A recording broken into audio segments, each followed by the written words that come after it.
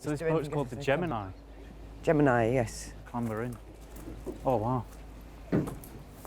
Well, first off, I thought I'd ask you about the Sobriety Project, it's not about being sober. It's definitely not about being sober. The Sobriety Project is named after a barge, a 110-year-old barge. In those days, barges tended to be owned by Methodist families, and they were called things like sobriety, chastity, all those sorts of virtues. Yeah. The virtues that we don't necessarily have in this century. So that's the name, and we've been operating as a charity for over 42 years. Wow. So the Sobriety Project is, I guess, come out of or part of, or I don't know exactly the relationship with the Waterways Museum, but I mean It's quite simple when you know. Right. The Yorkshire Waterways Museum is what the public would think that we were. It's our public face. Yeah. But it's the very smallest part of what we do, and it's a resource for the rest of our charitable work. So we basically aim to relieve disadvantaged people. Could be people with disabilities, people serving prison sentences, young people excluded from school, people with mental health problems, socially isolated, for helping those people in a very soft kind of a way. Yeah. It's helping them help themselves. We use the boats, the museum cafe, woodwork shops, engineering shops. We've got the environmental experience on the towpath nature trail. So we're using lots of different things. Sounds like a bit of an empire. Yeah, it's hardly an empire. We're all struggling for money, but being a charity. But so the museum is great as a visitor experience. But a visitor coming to the museum wouldn't necessarily know who worked here, who was a volunteer, and who was here for any number of reasons. So you might buy a cake in the cafe that was cooked by an adult on a employment training scheme with disabilities, served by somebody who's in prison, supervised by a member of staff, and you could be taken on a boat trip, again by somebody with a learning disability, served by a child who's been excluded from school. Everybody works together as a team, so there's no divisions, there's no categories. Right. It's totally cohesive. Is that quite a big, well, it feels probably like quite a big responsibility to have. Luckily, I'm a good sleeper, because we have some quite difficult crisis points in our cash flow, and it has been, we've been here for 42 years, but it isn't getting easier for any charities. Loads of charities have shut down. Yeah. Because of global recession, very competitive, as more people need more money, and also because of times as they are, there's a lot more people with lower incomes and greater problems, social problems. And that puts more stress on. Yes, so there's more need for our services, but less support for it. Less support for it. It's a never-ending task trying to get the funds right. I guess the worry is when once that goes, albeit temporarily, it's harder to. You'll never start it again once it's finished. Yeah. If we ever did close, it would be administration, and we wouldn't want that to happen. Sometimes it's a really steep hill to climb, but we somehow seem to overcome. Keep doing it. Yeah, but we are getting tired. It's a struggle. I've been here 16 years. I'm a displaced southerner, but to me, Goole is Venice of the North. But Venice of the North? Yes. But to others, it's a sleepy hollow, a run-down town where the traditional industries have closed.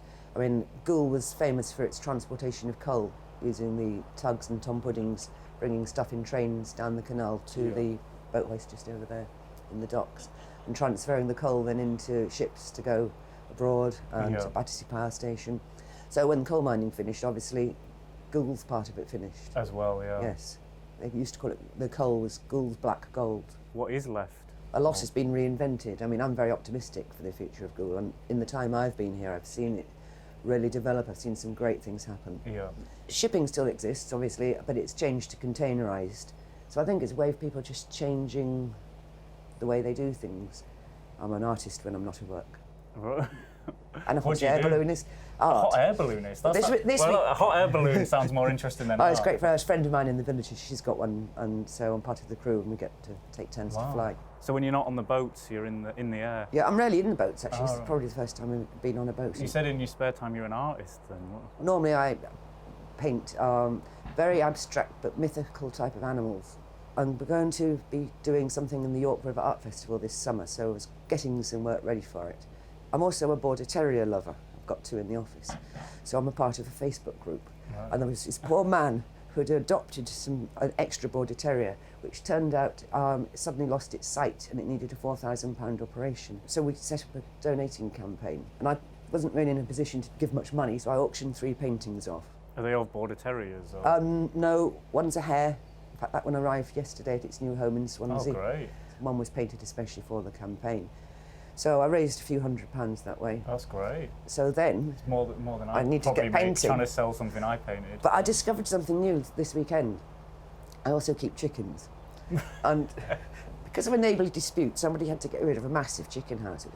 And this weekend, they started to try and put it up, but a lot of the wire had got wasted. Right. So I thought, right, I'm not going to the tip, I'm going to make sculptures. So I've got really sore hands, because I've made a massive, it's about this big, wire hair. I didn't know any of this. I'm still in the middle of making it. It's actually in the middle of my kitchen floor. The dogs are a bit scared of it. But. That's amazing, but also it feels like something that's not uncommon. Like the more I've met people and talked to people, it's like they always have some sort of artistic outlet. And I like photography as well. I do a lot of that. So, yeah. Non-stop. Before I was a business development manager or fundraiser or whatever you want to call charity work, I was an auctioneer. Wow. Down in the Cotswolds.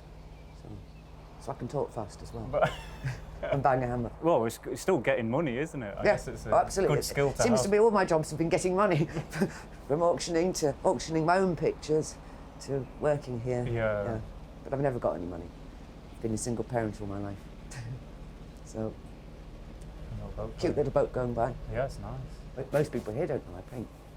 I'll show you a picture of it on my phone. When That sounds finish. amazing. Yeah. I've got really cut hands from it. And yeah, they really look bad stiff. actually. Yeah. They're like proper artist hands. Yeah. Mine are just for typing on the keyboard. Yeah, it's pathetic. No. Well, I've got a bit of a cut there. Nothing compared with all mine, and they're literally. And I've got a broken wrist anyway, so. You got a broken wrist? Well, it's better, but it'll never be completely better. How'd that happen? Oh, long story. So I want to know more about these mythical animals you're painting. I've always enjoyed art and always wanted to be an artist, but my parents had aspirations that everybody had to be academic. Everybody kind of had to be the same. I think now my mother, who's still alive, would think differently and see that I was forced down a route which I wasn't really chosen by me, it was chosen for me. So I had to stop art, stop anything that wasn't academic. I mean, Latin's been really useful all my life. I followed that and then basically rebelled and went back into just doing what I wanted as soon as I could. People that know me in Gould in the professional sense probably think I'm really kind of straight and normal, and they don't know about all my other mad hobbies and interests. Well, so it's like a split identity. Yeah, well, I feel that's true for everyone. I think it is, you know, there's just those of us that don't keep it a secret. Mm. Yeah, anyway, a lot of this conversation's been about me. What about you? What brought you into your creative industries? Into my career? Or what are they anyway? Apart from having conversations in a boat. Yeah, well, that's on a bench. That's the thing that I guess I'm trying to figure out. Well, I think art is always like a place for the talentless. Or I think it's something that everyone should be able to do, because everyone does do it, or everyone has their pursuits. But you need confidence to self-express, because I used to not like people seeing my paintings.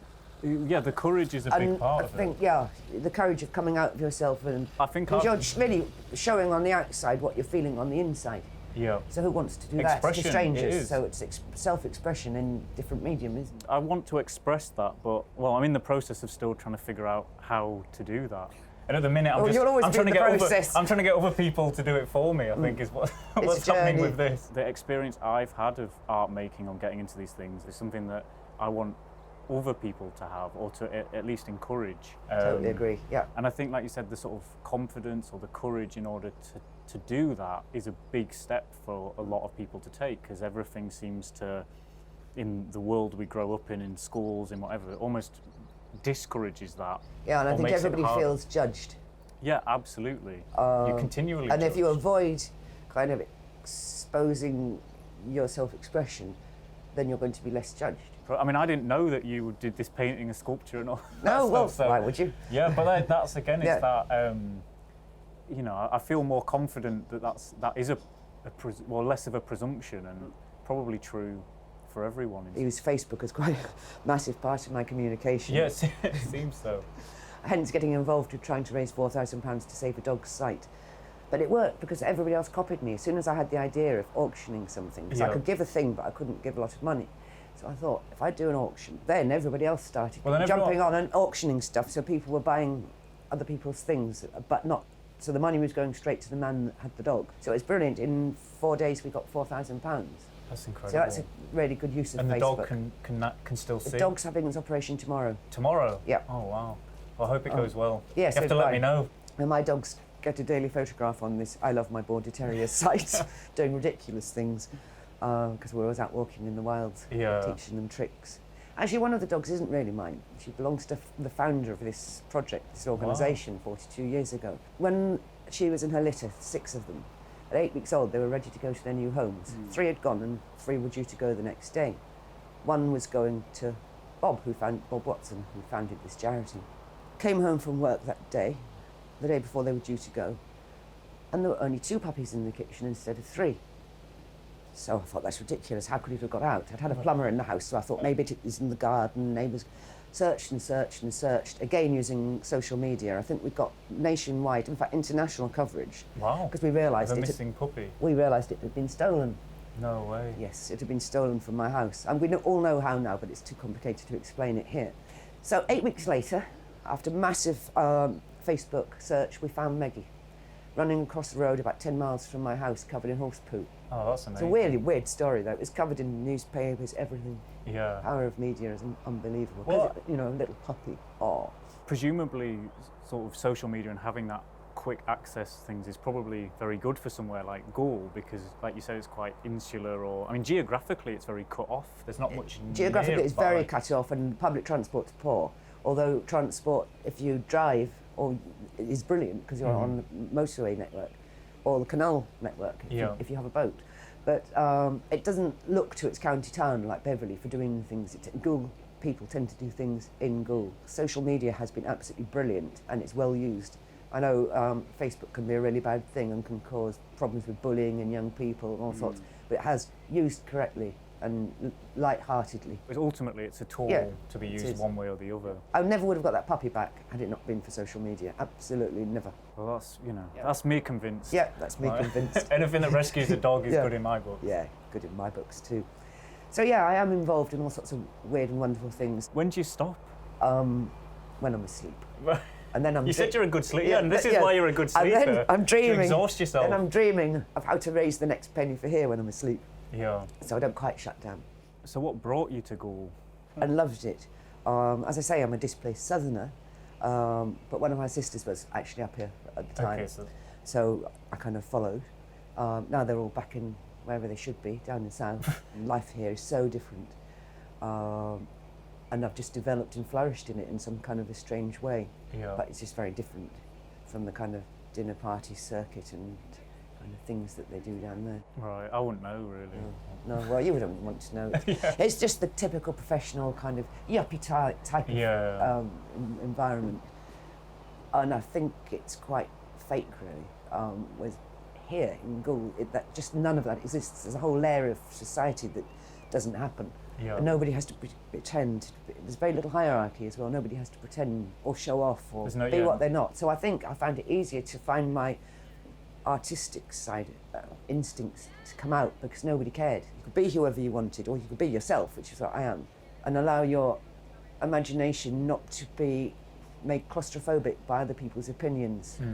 I'm very willing to give their opinions. It's like being freed, really. I'm here, and I'm free to just be me, and who cares? And so it's been great. I can't really ever see myself moving away. Yeah, well, you can't ever fully escape. No, well, no, it'd be very hard to fully escape and exist. Yeah.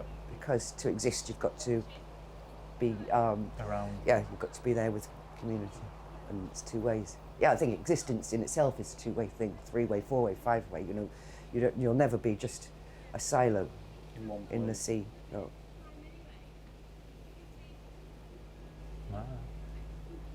Wow. Yeah, that's really good.